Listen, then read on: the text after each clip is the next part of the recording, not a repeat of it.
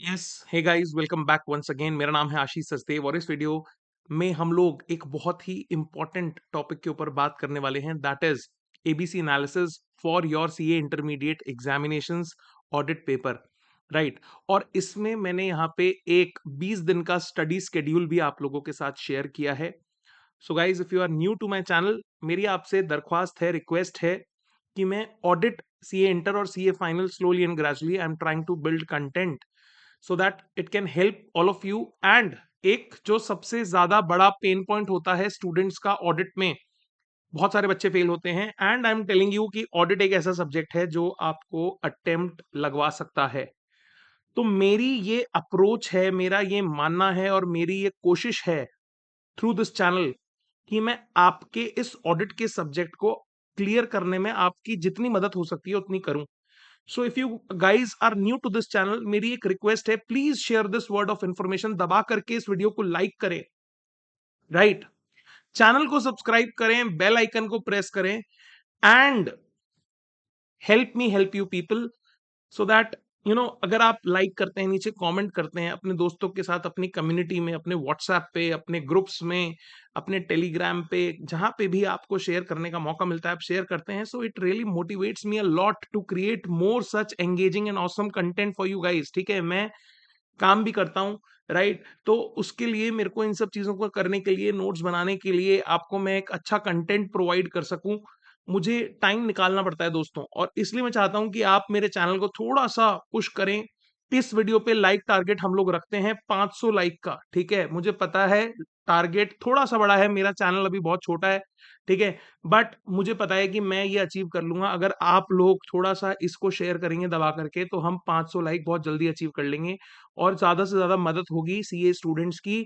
और ऑडिट मैं चाहता हूं कि that you guys shine in audit like anything. ठीक है, क्यूआर कोड आपको स्क्रीन पे दिख रहा है, इस क्यूआर कोड की मदद से you can join my Telegram channel. आपको वहां पे ये जो डॉक्यूमेंट है जिसके अंदर हमने सब कुछ चीजें लिखी हुई हैं वो आपको वहां पे मिल जाएगा, राइट, जिसके अंदर एबीसी एनालिसिस भी है और 20 डे का शेड्यूल भी आपको मिल जाएगा, राइट।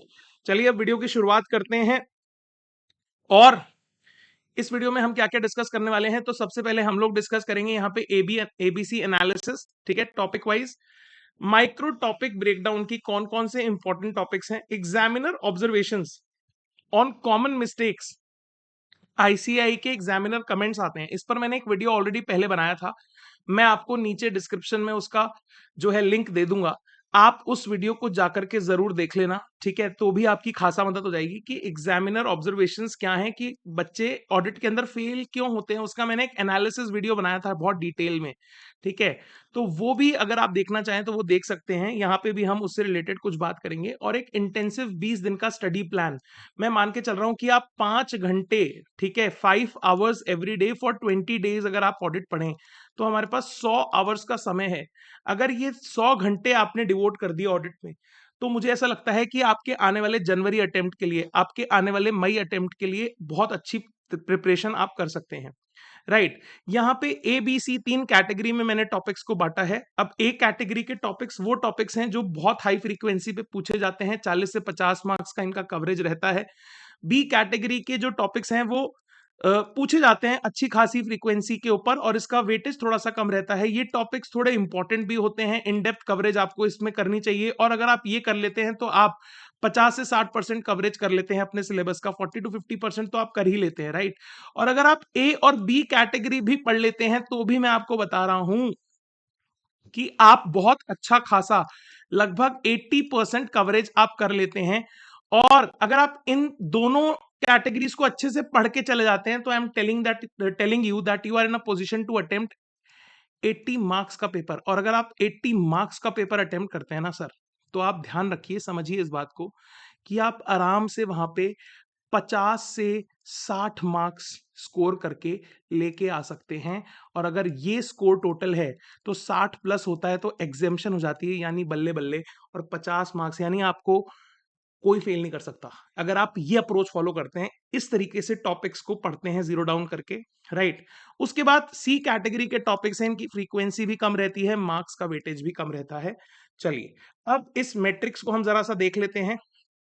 तो यहां पे देखिए, मैंने पिछले 13 अटेम्प्ट का, out of the last 13 exam attempts, Jain 21 से लेकर के सितंबर 25 तक के जो अटेम्प्ट है उनका एनालिसिस यहां पे किया है, ब्रेकडाउन करने की कोशिश की है। और यहां पे देखिए चैप्टर का नाम, ठीक है, risk assessment internal control, 13 attempt में 13 बार आया है, ठीक है, 13 में से 13 बार। ऑडिट एविडेंस वाला जो चैप्टर है वो 13 में से 13 बार आया है, ठीक है। यहाँ पे 500 की सीरीज के बहुत सारे स्टैंडर्ड हैं, और मैं आपको बता दूं 500, 520 और 530, ये 3 स्टैंडर्ड ना स्टार स्टैंडर्ड्स हैं।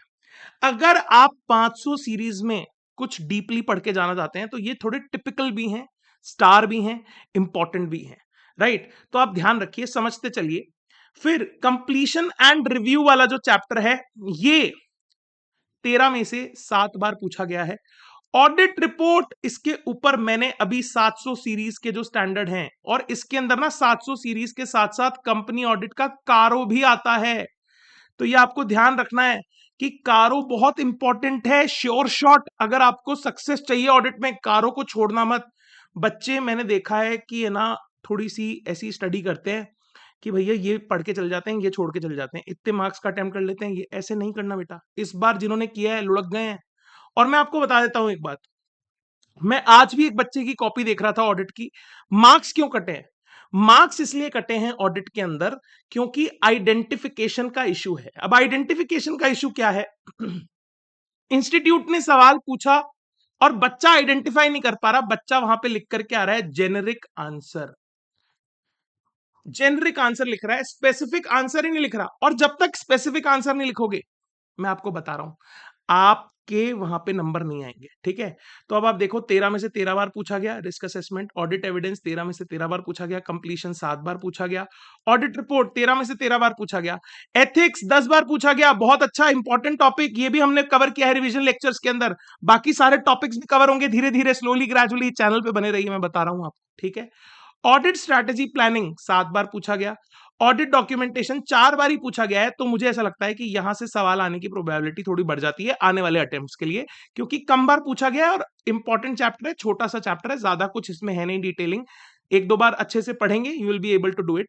Special feature, special audit, other different entities की ऑडिट, यहाँ पे आप 6 बार पूछा गया है, तो अच्छा खासा ये भी पूछा जाता है। ऑडिट ऑफ बैंक्स 6 बार पूछा गया है, यहां से भी अच्छे क्वेश्चंस निकल सकते हैं। थ्योरी, ये थ्योरी है सर, ठीक है। लेकिन यहां पे भी जो प्रॉब्लम होती है वो यही क्वेश्चन आइडेंटिफिकेशन और जेनरिक आंसर लिखने की, ये नहीं करना बेटा, स्पेसिफिक होना है हमारे को यहाँ पे, राइट। उसके बाद नेचर एंड स्कोप, ये हमारा पहला चैप्टर है, इतना इंपॉर्टेंट नहीं है, लेकिन फिर भी आप देखिए इसकी फ्रीक्वेंसी ज्यादा है, इसका वेटेज कम है, फ्रीक्वेंसी ज्यादा है। ऊपर वाले जो टॉपिक्स है इनका वेटेज भी अच्छा खासा है, ठीक है, वेटेज भी अच्छा खासा है। लेकिन ये जो नीचे के टॉपिक्स हैं यहाँ पे, इनका वेटेज कम है लेकिन यहाँ पे फ्रीक्वेंसी ज्यादा है, ठीक है। Items of financial, audit of items of financial statements, इसको 13 में से 13 बार पूछा गया है। अब इस चैप्टर का पता है इशू क्या है, ये दूसरे टॉपिक्स के साथ इंटीग्रेट करके भी पूछ लिया जाता है एग्जाम में, ठीक है। शेड्यूल 3, ठीक है, जैसे अभी पिछले वाले एग्जाम में क्वेश्चन आया था आपका रिलेटिंग टू शेड्यूल 3 में, आपका आया था इन्वेंट्रीज वाला, राइट। तो इसमें ना क्वेश्चन पूछता है इंस्टीट्यूट, ठीक है, रेगुलर बेसिस पे क्वेश्चन पूछ रहा है। तो आपको ये टॉपिक बिल्कुल हल्के में नहीं लेना। और मैं आपको बताता हूं एक और अच्छी बात, ये जो टॉपिक जब आप प्रिपेयर करते हो ना, तो यहां पे आप शेड्यूल 3 का है ना घोटा लगा के चले जाओ, मैं आपको बता रहा हूं। शेड्यूल 3 और जो बेसिक बेसिक टॉपिक्स इसके अंदर हैं, राइट, वो, ठीक है। असर्शंस की ऑडिट किस तरीके से होती है, assertions relating to financial statements, okay, ठीक है। तो ये आप अच्छे से करके चले जाओ, ठीक है। वाउचिंग वेरिफिकेशन वगैरह वाला सारी चीजें इसके अंदर भी कवर होती हैं। तो ये सारी चीजें अगर आप अच्छे से करके चले जाओगे, मैं आपको फिर बता रहा हूं, ये टॉपिक दूसरे टॉपिक्स के साथ क्लब करके पूछा जाता है, ठीक है। अब यहां पे मैंने प्रायोरिटी भी दे रखी है, ठीक है। ये एवरेज मार्क्स वगैरह दे रखे हैं, तो इनको भी आप एक बार देख लेना। और नीचे मैं अभी आपको लेके चलूंगा, यहाँ पे प्रायोरिटी देखिए, highest highest highest highest highest, ठीक है। तो ये वेरी इंपॉर्टेंट, क्योंकि इनका वेटेज भी ज्यादा, पूछे भी ज्यादा बार गए हैं, ठीक है। ये मीडियम डॉक्यूमेंटेशन वाला जो टॉपिक है ये आ सकता है, मुझे ऐसा लगता है अब की बार आना चाहिए, या अब की बार नहीं आया तो नेक्स्ट टू नेक्स्ट अटेम्प्ट में आ जाएगा।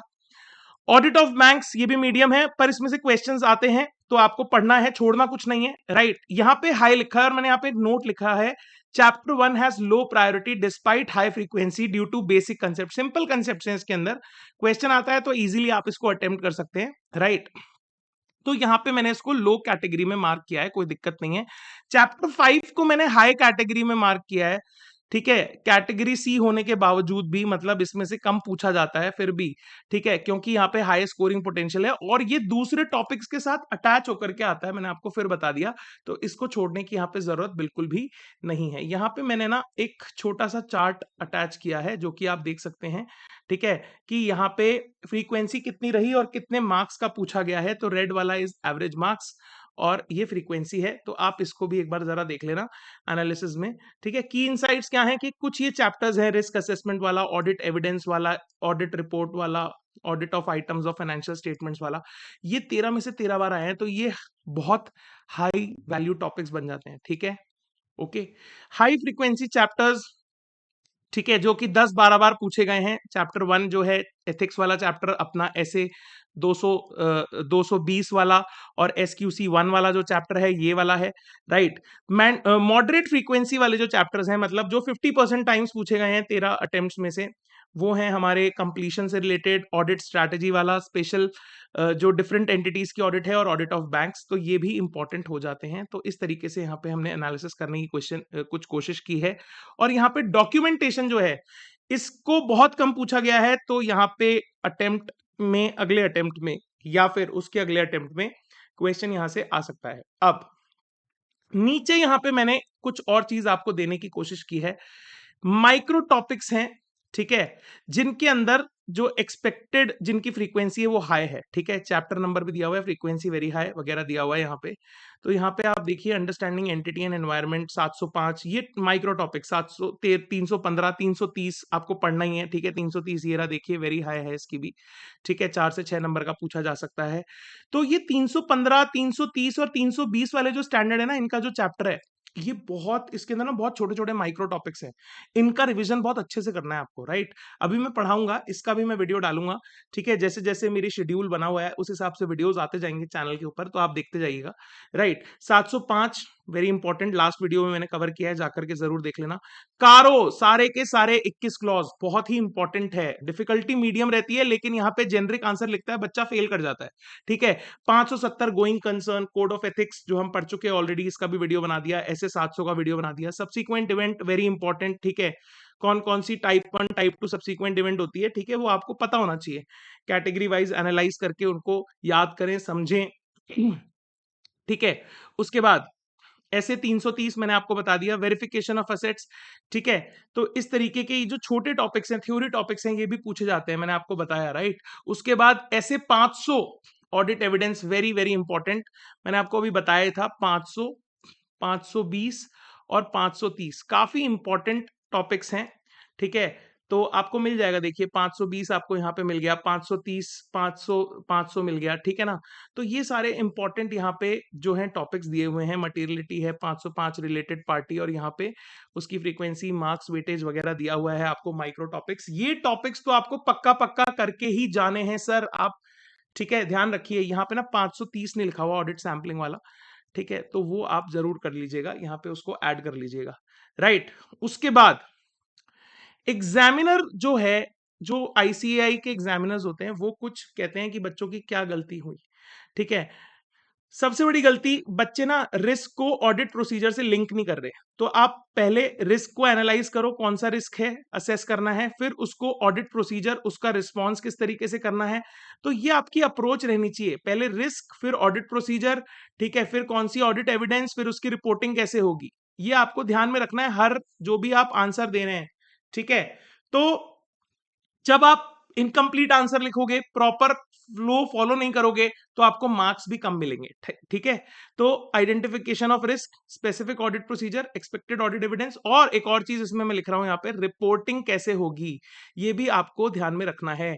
इसलिए हम रिपोर्टिंग वाला चैप्टर बहुत ध्यान से, डिटेल से पढ़ते हैं, ठीक है। मटेरियलिटी के अंदर कैलकुलेशन एरर्स मटेरियलिटी से रिलेटेड निकाल लेते हैं बच्चे, ठीक है, कि हाई होगा, लो होगा, अगर रिस्क ज्यादा है मटेरियलिटी हाई होगी, रिलेशनशिप डायरेक्ट होगी, इनडायरेक्ट होगी, ये सब गलतियां वहां पे होती हैं, ठीक है। रिस्पॉन्स टू असेस्ड रिस्क, यहाँ पे ऑडिट प्रोसीजर जो है जेनरिक लिख देते हैं, स्पेसिफिक लिखने पड़ते हैं, तो यहाँ पे आधे ही नंबर मिलेंगे आपको, ठीक है।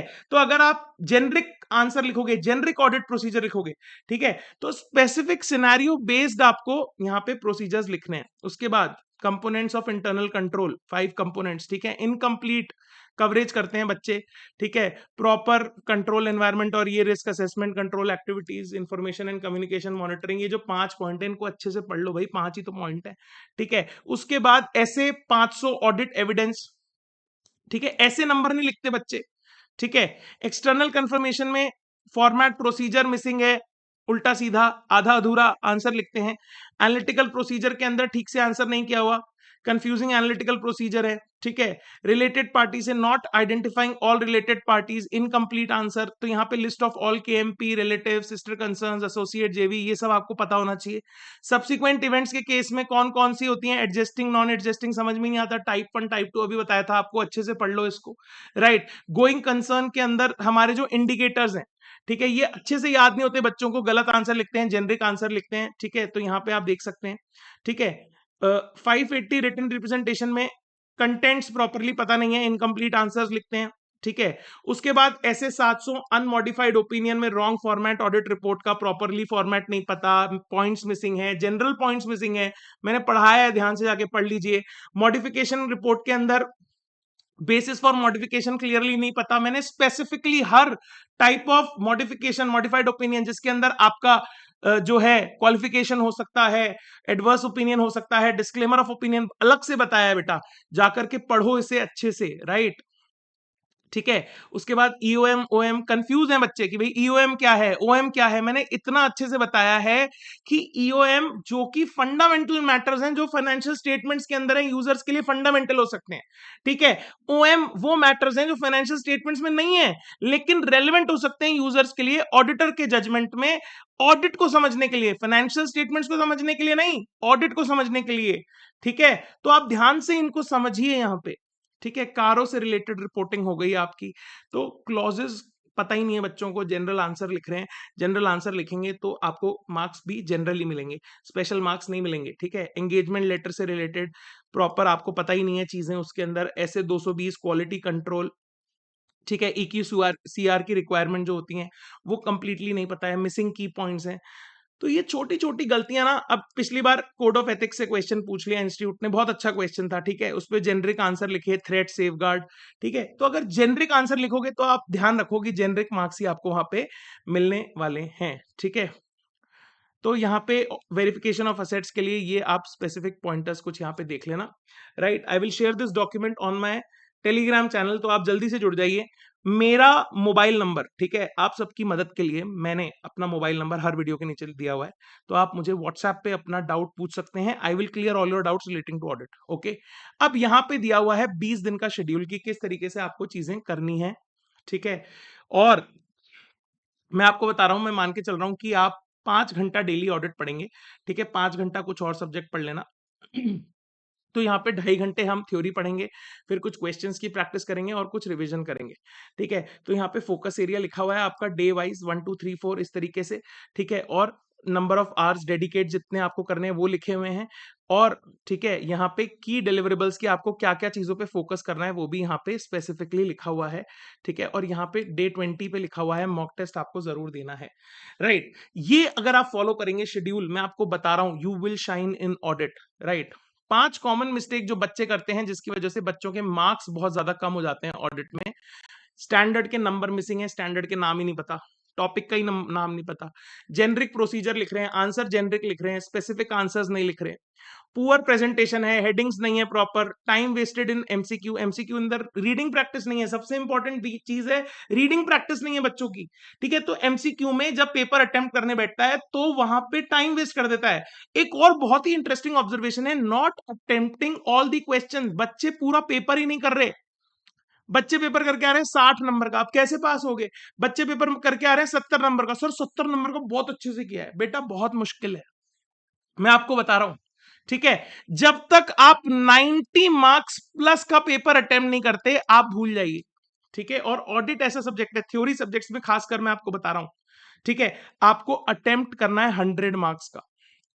जितने भी टॉपर से बात करो, सब लोग कहते हैं सर नहीं आता था फिर भी हम अटेम्प्ट करके आए, 100 मार्क्स का अटेम्प्ट करो। स्पीड मेंटेन करो, राइटिंग प्रैक्टिस करो. All these things are very important. I am telling you why everybody is telling you the same thing, because they are important. यहाँ पे कुछ जेनरिक डूज हमने लिखे हैं, डूज और डोंट्स. तो एक एक करके गो थ्रू करते हैं. ये जो 20 डे का प्लान है, इसको रेगुलरली आपको फॉलो करना है. आंसर राइटिंग प्रैक्टिस जरूर करनी है. केवल रीडिंग थ्योरी से काम नहीं चलेगा. स्टैंडर्ड के नंबर याद करिए. Use para points and headings. Better presentation better marks होते हैं. Attempt all question even if you know only 50% of a question, attempt it. Okay. Time bound practice करिए सर. Simulate exam conditions. मतलब जब आप practice कर रहे हो, mock test लिख रहे हो, तो आप टाइमर लगा करके बैठो. उसी टाइम के अंदर कंप्लीट करो. खुद का इवैल्यूएशन करो. Right. Revise category A chapters multiple times. They will give you 50% of the marks. Memorize कारो 2020. भाई कितनी बार बोलूं, 3 बार आ गया कारो. ठीक है, तो कारो बहुत इंपॉर्टेंट है. गारंटीड 4 से 6 मार्क्स दिला देगा आपको. Create short notes during study. तो मैं आपको जैसे पढ़ा रहा हूं, ठीक है, मेरे जो अगर आपने रिवीजन लेक्चर्स देखे होंगे, ठीक है, आप देखिएगा, तो वहां पे मैंने छोटा छोटा कीवर्ड्स लिखा है. वो आप अपने नोट्स में, अपने मॉड्यूल में इंक्लूड करते जाइए. ठीक है. लास्ट मिनट में कौन कौन सी चीजें आपको, जो आपको भूल जाते हैं, वो आपको मार्क करके रखनी है. Analyze mock test mistakes thoroughly, learn from errors, stay updated with the amendments, check ICA website. तो ये तो जनरली आपको इतना अपडेट रहने की ज्यादा जरूरत है नहीं, क्योंकि हम लोग आपको टाइम टाइम पे आकर के गाइड करते रहते हैं. राइट. और ऐसे कोई मेजर अभी अमेंडमेंट्स है नहीं स्टैंडर्ड्स के अंदर. ठीक है. Focus on conceptual clarity, not just mugging up. केवल रट्टा नहीं लगाना है. ठीक है. लिंक कॉन्सेप्ट्स, मैंने आपको कहा रिस्क असेसमेंट करो, ऑडिट प्रोसीजर, एविडेंस और फिर रिपोर्टिंग. मैंने अभी आपको ऊपर बताया था ये चीज, पूरा फ्लो इस तरीके से चलना चाहिए आपका. ठीक है. तो कोई भी क्वेश्चन करो इस तरीके से आप. Risk analysis, audit procedure, evidence, reporting. Right.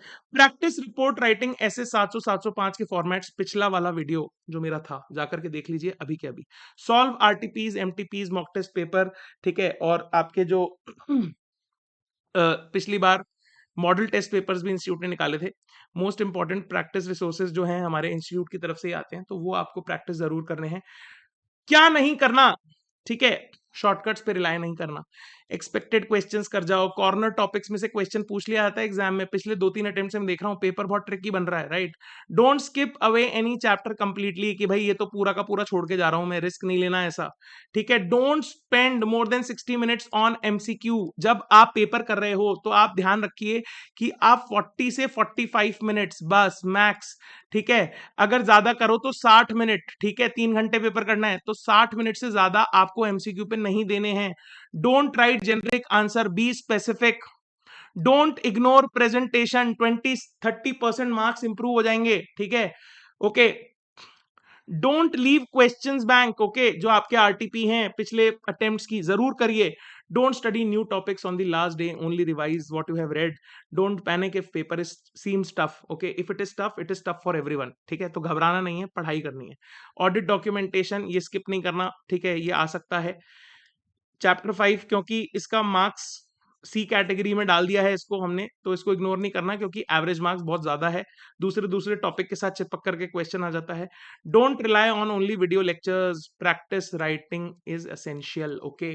कुछ लोग केवल वीडियोस के जो है भरोसे एग्जाम देने चले जाते हैं, फेल कर जाते हैं, अटेम्प्ट लग जाता है. ठीक है. Don't use multiple reference books. ICI material is the best. ठीक है. Don't postpone mock test. Day 20 is mandatory, उस पर मॉक टेस्ट दीजिए. Don't sacrifice sleep for study. Rest is crucial for performance. अच्छा सोएं, अच्छा खाना खाएं. 3 ही काम करने हैं आपको. ईट, स्लीप, स्टडी, रिपीट. यही करना है बस. ईट, स्लीप, स्टडी, 3 ही काम है. ठीक है. और बार बार रोज यही करना है. Don't compare with others during exam. Focus on your paper. ठीक है. कंपैरिजन नहीं करना. अपनी तैयारी पे आप ध्यान दें. And I wish you all the best. You can join my Telegram channel for updates. Thank you. आप लोग जुड़े, आपने वीडियो यहां तक देखा, दबा करके शेयर करिए, आवाज को दूर तक पहुंचाइए. Thanks for watching. Have an awesome day. Enjoy. I hope कि आपको ये स्ट्रैटेजी अच्छी लगी होगी. वीडियो को लाइक जरूर करें, शेयर करें, और ये स्ट्रैटेजी आपको मेरे टेलीग्राम पे मिल जाएगी. मेरा नंबर नीचे दिया है. कोई भी डाउट हो पूछ लीजिएगा. घबराना नहीं है. We will shine in audit. Thanks for watching. Have an awesome day. Enjoy.